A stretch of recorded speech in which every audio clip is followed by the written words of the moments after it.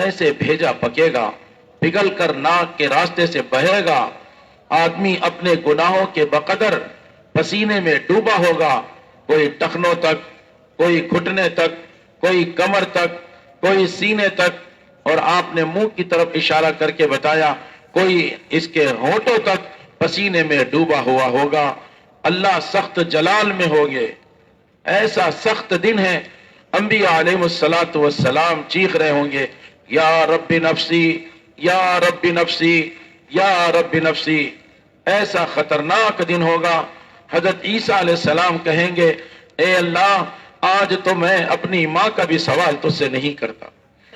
الله رب العزت بخپل قدرت ښکاره کی دا نمبر چې موږ او تاسو ګورو اوس دا زرګونه میله لري دی، داسې په دې ورځ باندې به الله رب العزت همدا نمبر زموږ او تاسو په سرونو باندې د یو میل په اندازه باندې نږدې راولي. یو میل به د انسانانو په سرونو باندې د لمر ولاړي، او داسې ګرمي به یې د دې، داسې حرارت به یې د دې اینه او جګر دا پوخ شي د دې لمر د حرارت نه، او د باندې به راوځي او دا انسان به فریاد کوي.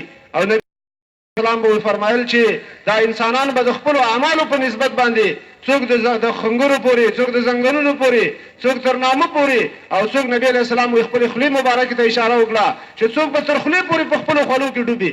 داسې قدرت به الله پاک ښکاره کړي. سے ایک ایک انسان کو وہاں بلائیں گے، وَكُلُّهُمْ آتِيهِ کتابت لے، تو اپنی یہ کتاب پڑھ لے. وړاندې کړی شي او دې کې به لیکلی شوي هر څه انسان د عملونه شوي، او دا خپل د عملونه به ورته راوړاندې کړی شي. بیا به دا انسان ووایي چې دا څه دي دې کتاب لره چې دې کې نه وړه خبره پاتې ده او نه پکې غټه خبره، پکې د الله پاک به خپل قدرت ښکاره کړي. اپنے اعمال کے اعتبار سے اللہ کے ساتھ کر دو کو، اور کافروں کو اٹھا کر جہنم میں پھینک دو. کافر کو اتنا غم ہوگا اگر عمر خوشحالی او بی ایمانه چې کوم جهنم ته روان دي هغوی به د خفګان ستاسو لپاره هم هیڅ کله به تاسو ته اوس مرګ رانه شي.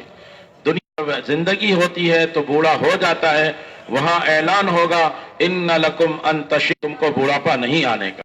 دنیا کې د هر چا خواهش دی چې دا ځواني، مگر هیڅوک همیشه ځوان نه پاتې کیږي، بوډاوالی ورته راځي. لیکن آخرت میں جنت میں اعلان ہو جائے گا وَإِنَّ لَكُمْ أَن تَصِحُّوا فَلَا، کہ د هر چا همیشه صحت مندي، مگر دا نعمتونه دي او جنت کې نعمتونه د چا نه نشي اخیستلی، همیشه د پر په نعمتونه کې. اسی لیے رسول اللہ صلی اللہ علیہ وسلم نے اپنی امت کا رخ دنیا سے آخرت کی طرف پھیرا تھا. د همدې دپاره رسول الله صلی الله علیه وسلم د خپل امت رخ د دنیا نه آخرت طرف ته راګرځولی. اس لیے کہ دنیا کی جو نعمت ہے یہ تو کسی کو بھی اللہ دے دیتے ہیں. ان اللہ یعطی الدنیا من یحب ومن لا یحب، دنیا تو اللہ تعالیٰ سب کو دیتے ہیں، جس سے محبت کرتے ہیں اس کو بھی دیتے ہیں، اور جس سے ناراض ہوتے ہیں اس کو بھی دے دیتے ہیں. ولا یعطی الایمان الا من یحب، لیکن ایمان اللہ ان کو دیتے ہیں جن سے محبت کرتے ہیں.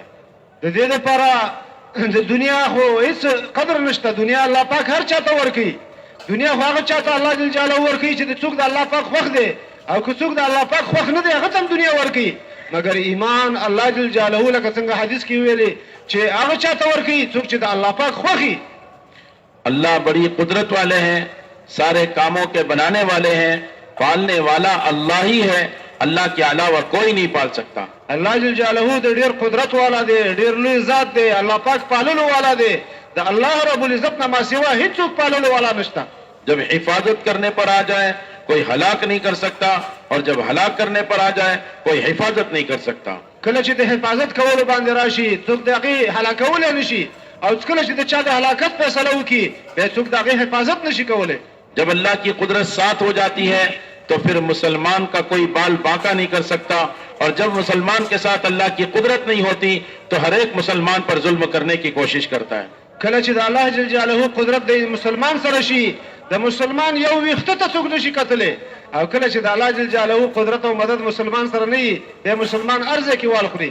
اللہ نے اپنی قدرت سے 100 لاکھ انبیاء علیہ السلام کی مدد کر کے دکھائی، 100 لاکھ صحابہ کی مدد کر کے دکھائی، اور قیامت تک کے لیے دروازہ کھلا ہوا ہے. جو انبیاء اور صحابہ کی طرح محنت کرے گا اللہ اپنی قدرت ان کے ساتھ کر دیں گے. د الله جل جلاله قدرت خپل قدرت سره د څه د پاسه you look the پاسه you look انبیاء علیه الصلاۃ والسلام ملګرتیا او مدد وکړو، او د څه د پاسه یو لک صحابه کرامو ملګرتیا او مدد الله جل جلاله په خپل قدرت سره وکړو. همدارنګه تر قیامت پورې چې څوک د صحابه د انبیاء علیه السلام په ترتیب باندې چلیږي د الله جل جلاله مدد او نصرت به د هغوی سره. فرعون پوری کوشش میں ہے کہ موسیٰ علیہ السلام کو دنیا میں چھوڑنا نہیں ہے. ایسا ظالم بنا کہ 70,000 بنی اسرائیل کے بچوں کو قید کر کے قتل کر کے دکھا دیا. اتنا بڑا ظالم 70,000 بچوں کا قتل کیا ہے. لیکن اللہ نے ارادہ کیا موسیٰ علیہ السلام کو پالنے کا، اللہ تعالیٰ نے ارادہ کیا موسیٰ علیہ السلام کی حفاظت کا. تو باوجود فرعون اپنی بادشاہت کے اور اپنی سلطنت کے اور لشکر کے اور اتنے سارے اس کی طاقت کے، لیکن وہ ایک بچے کو قتل نہیں کر پایا. فرعون ویل چې زبدا موسی علیہ الصلوۃ والسلام قتل کوما، موسی علیہ السلام به ختموما، مگر قدرت ښکارا کړ. د موسی علیہ السلام د قتل د لپاره فرعون شومان قتل کړ او شومان یې ووژل. او الله جل جلاله خپل قدرت ښکارا کړ او د موسی علیہ السلام د پاللو نظام الله پاک د پاللو لپاره د کور انتخاب کړ. پالو موسی علیہ الصلوۃ والسلام او داغه حفاظت د فرعون په وکړ. الله جل جلاله داسې قدرت کار کړ فرعون نه غوښتل چې دا دې پاتې شي، مگر الله داغه په کور کې حفاظت داغه وکړ. ماں کو اللہ نے حکم دیا اگر تمہیں ڈر لگ رہا ہے کہ لے لے یہ بچے سے، اگر تجھے ڈر لگتا ہے حفاظت کرنے والا میں ہوں، لیکن تیرے خوف کی وجہ سے تو برداشت نہیں کر پاتا. وَجَاعِلُوهُ مِنَ الْمُرْسَلِينَ، اتنا ہی نہیں کہ میں اس کی حفاظت کروں گا، اس کو تجھے لوٹاؤں گا اور میں اس کو نبی بنا کر لوٹاؤں. مور سره دا ویره وا چې او دا په صندوق کې بند کا، ایو صندوق کې واچو، دا په بو کې واچو، ځکه ته دې باندې ویریږي موږ به دا ماشوم څنګه لکه الله پاک او بیرته تا تراولو. ته دا اوس د ویرې د وجنه په بو کې او بو تا والکا صندوق کې. موحد اعظم موسیٰ علیہ السلام کو مشرک اعظم کی رحمت علیہ به فرمایل چې الله جل جلاله موحد اعظم یعنی موسی علیہ الصلوۃ والسلام د مشرک اعظم یعنی د فرعون په کور کې و پاله او دغه خلکو ته وکړه کړه جب اس کی ماں کا انتقال ہو گیا.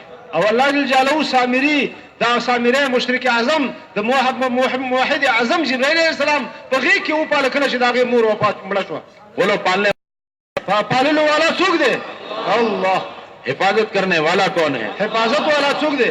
صحت دینے والا کون ہے؟ صحت والا څوک دی؟ زندگی دینے والا کون ہے؟ ژوند ورکولو والا څوک اور دی؟ موت دینے والا کون ہے؟ مرګ راوستلو اور والا، ہدایت دینے والا کون ہے؟ مرض راوستلو اور والا، خوشی غمی کا مالک کون ہے؟ ہمارے کاموں کا بنانے والا کون ہے؟ ټول کارونو جوړولو والا. یہ روزانہ کا کام ہے ہمارا. ہم ایک ایک کی خوشامد کر کر کے اللہ میں ظلمت ہی ظلمت ہے. د دنیا په تذکرو کې د دنیا په خبرو کې تیاری ہمارے دل ان ظلمتوں میں ڈوبے ہوئے ہیں. زمونږ زړونه په دې تیارو کې ډوب شوي دي. اس لیے ہمیں آخرت کا نفع نقصان نظر نہیں. رات کی اندھیری تو آدمی کو نفع نقصان کی چیز نظر نہیں آتی. شپه کې سړی ته دا نه معلومه تېره شی دی یا خطرناک شی دی یا ژوره کنده ده، زه به پکې وغورځېږم. دقسې د زړه کې چې کله تیاره راشي نو د دې تیارې د وجې نه د آخرت ګټه او تاوان سړي ته نه معلومېږي. فرعون کی منشا ہے موسیٰ علیہ السلام کو قتل کی، د هغې د حفاظت هېڅ انتظام نشته، مگر الله رب العزت خپل قدرت کاره کړ، د هغه په غېږ کې د هغه حفاظت وکړ. فوج سے حفاظت نہیں ہوتی، اسلحوں سے حفاظت نہیں ہوتی، ایمان کی وجہ سے حفاظت ہوتی ہے. د فوجونو نه حفاظت نه کېږي، د اسلحو په ذریعه حفاظت نه کېږي، د ایمان په وجه. آج ساری دنیا کے مسلمان انسانوں کے لیے یہ فکر مند ہے کہ ان کو روزی روٹی ملے، ان کے پلنے کا نظام چلے. یہ بھول جاتے ہیں اگر یہ بغیر ایمان کے دنیا سے گئے تو ہمیشہ کی جہنم میں جائیں گے. اس کے نقصان کا ہمیں احساس ختم ہو گیا.